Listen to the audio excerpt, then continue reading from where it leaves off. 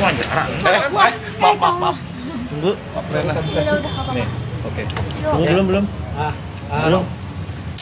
Hari ini kami agendanya akan melaporkan Gus GM dan YouTuber AHA ya, dengan dugaan pelanggaran lagi undang-undang ITE.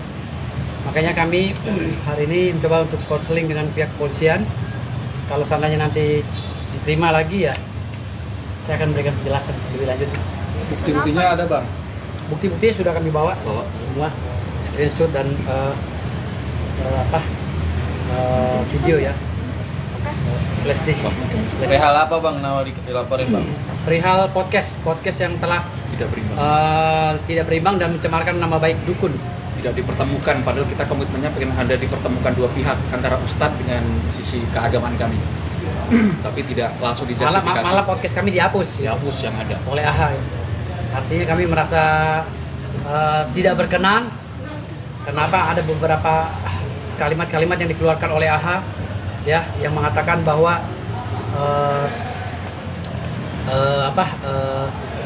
dia telah menyesal mempodcast dengan bintang tamu atau podcastan yang tidak bermanfaat, tidak mengedukasi.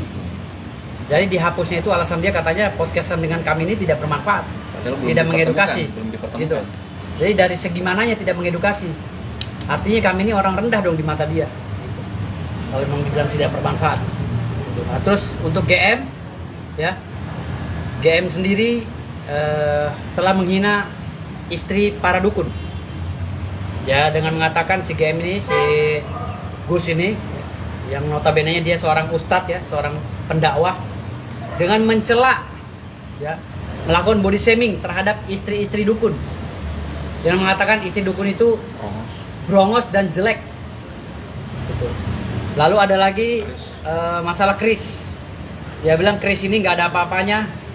Chris itu tidak bisa juga buat motong apa, bawang atau apa tadi itu nanti akan kami pertanyakan, karena ini penghinaan terhadap budaya, khususnya budaya Jawa. Gus sendiri kan kita tahu dia orang Jawa walaupun dia tinggal di Lampung, tapi jangan begitu. Dan di Hasanah Pesantren itu ada keris Kolomunyang Sunan Giri yang oleh warga Nahdliyin itu disakralkan, tapi kenapa dia nggak mengucapkan oknum, tapi katanya dukun sok gitu kan? Iya. Makanya kami ini selama mereka masih terus-terusan dengan mengatasnamakan edukasi tetapi menghina para dukun, akan tetap kami laporkan siapapun. Public figure ya, kalau netizen tidak. Public figure. Hanya public figure. Setiap public figure yang berstatement atau YouTuber yang berstatement menghina akan kami laporkan. Ada YouTuber lagi satu ya, wanita CD ya. DC ya. DC ini juga akan kami laporkan. Tapi belum. Kami masih memberikan peringatan-peringatan kecil. Tapi ketika ini udah berlanjut terus, ya kami akan laporkan. Landasannya apa Bang memberanikan diri untuk melaporkan GM sama AHA ini Bang? Ya landasannya hukum. Landasannya hukum, kan dia telah menghina organisasi kami yang telah dilindungi oleh hukum dan diakui oleh negara. Makanya kami melaporkan. Organisasi TPHDI. TPHDI Ya. apa? Tabib Paranormal, Hipnoterapi dan Dukun Indonesia. Oh, udah ada legalitas. Udah ada lengkap. Gitu. Emang adik belum pernah wawancara saya? Belum sudah beredar. Bang, yang kemarin juga gimana Bang, yang masalah Sultan yang ingin dilaporin Bang, yang Raffi dengan Masalah Sultan itu, masalah Raffi Ahmad dengan Andre Taulany itu perumpamaan. Bukan berarti kami ini mau melaporkan. Bukan. Kami tidak ada niat untuk melaporkan Raffi, nggak ada. Cuma perumpamaannya. Kalau ada yang masih mengucap Sultan, kan Raffi juga nggak menyebut dia Sultan. Hanya netizen saja kan menyematkan nama itu gitu. Ini perumpamaan gitu. Karena saya telah diangkat oleh lembaga Salatin Asyiro Ajahro yang sudah tercatat di Kemenkumham, dan itu jelas mencatat nasab para sultan gitu.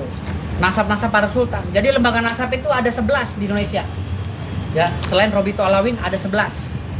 8 atau 11 kalau nggak salah. Lembaga yang diakui oleh negara dan tercatat di Kemenkumham. Jadi ya mana aja termasuk, saya mau masuk di lembaga mana itu terserah. Yang penting selama saya mempunyai keturunan, dari keturunan dan nasab. Karena nasab itu tidak boleh putus. Gitu loh. Nasab itu menurut ajaran agama kami Islam tidak boleh diputus. dan wajib dipertahankan walau nyawa taruhannya. Gitu. Silsilahnya sendiri bang, Abang Sultan dari mana bang? Bisa diceritain bang? Ya saya ini cicit kandung dari Sultan Ismail Muhammad Shah yang ada di Bima.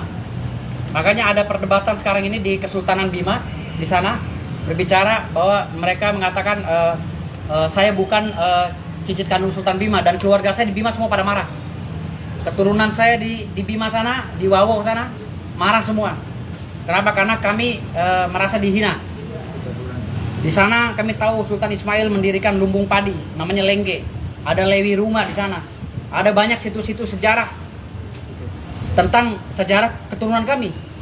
Artinya di sini jangan statement. Saya peringatkan sekali lagi kepada orang-orang yang mengaku keturunan Sultan di Bima, jangan sembarang statement. Walaupun Anda tidak mengenal saya karena saya lahir di Jakarta, tapi jangan sembarang statement. Bukan berarti saya tidak keturunan Sultan. Tapi ada bukti. Dan secara de facto saya mempunyai SK dari Kesultanan Salatin. Ya, SK ini sudah saya bikin secara sudah dibikin secara hukum dan kuat di hadapan hukum. Saya mempunyai legalitas. Kalau yang Sultan Bima itu sendiri adanya nggak sih bukti kalau memang Bang Firdaus ini memang ada garis keturunan sih? Ada garis keturunannya, ada silsilahnya ada. Gitu loh. Sampai orang kerajaan mungkin sampai nggak mengakui itu gimana? Bukan nggak mengakui, mungkin mereka ini karena saya lahir di Jakarta dan jarang pulang ke Bima, dianggapnya mereka nggak kenal. Mungkin sebagian dari mereka yang ngomong juga kenal dengan keluarga besar saya, kerabat gitu. Bagaimana saya nggak sultan? Orang buyut saya Sultan Ismail Muhammad Shah, Sultan Abdul Hadim, Sultan Abdul Hamid dimakamkannya di Masjid Bima kok. Khusus untuk raja-raja Bima yang benar-benar generasi Bima. Ya. Makamnya itu di makam Masjid Bima, Siginai namanya. Jadi tidak ada lagi bantahan-bantahan. Kalau bicara masalah Bima ini semua keturunan sultan sebenarnya. Sultan Delhi, Samudra Pasai, Aceh juga pernah ke sana mendirikan perwakilannya untuk menyebarkan agama Islam, gitu loh. Sultan Guatalo, Sultan Ternate, semua ada di Bima. Jadi tidak ada alasan kalau Bima itu generasi keturunannya tidak terkait dengan kesultanan, gitu loh. Dan ingat ya, kesultanan mulai ditutup oleh Negara Kesatuan Indonesia tahun 1958. Ya, kesultanan sudah tidak boleh beroperasi lagi sejak tahun 1958, sejak para sultan menyerahkan kedaulatannya kepada Negara Kesatuan Republik Indonesia dan dirubah menjadi sistem pemerintahan presidentil. Artinya pemerintahan di bawah komando presiden, lalu daerah tingkat 1 dan tingkat 2. Jadi tidak boleh lagi menggunakan sistem monarki, tetapi garis keturunannya boleh saja mengadakan acara seremonial, ritual boleh. Tapi untuk mengakui saya ini sultan, saya mengaku sultan itu nggak boleh lagi. Saya aja sebagai cucu sultan nggak berani ngaku sultan. Saya hanya bilang saya ini cicitnya karena saya mengikuti aturan negara, gitu loh. Adapun saya diangkat sebagai Panglima Salatin karena memang permintaan daripada sebagian keluarga kesultanan dan sultan-sultan yang sudah tergabung dalam Salatin Asiro Jatro, pencatat nasab. Dan saya harus berbicara karena saya panglimanya dan itu kerjaan saya, gitu loh. Nggak boleh dikoreksi. Secara de facto dan de jure saya punya akte pendirian. Siapapun yang bicara saya akan somasi. Kalau dibilang saya bukan keturunan sultan, saya akan somasi karena saya sudah terdaftar dalam lembaga kesultanan, gitu loh. Dan itu mencatatnya mereka itu mencatat saya 2 tahun menyelidiki saya, meneliti tentang saya itu 2 tahun baru disahkan menjadi Panglima Salatin. 2 tahun mereka menelusuri saya. Oke bang, di salah satu podcast abang juga sempat berbicara bahwa abang keturunan jin juga.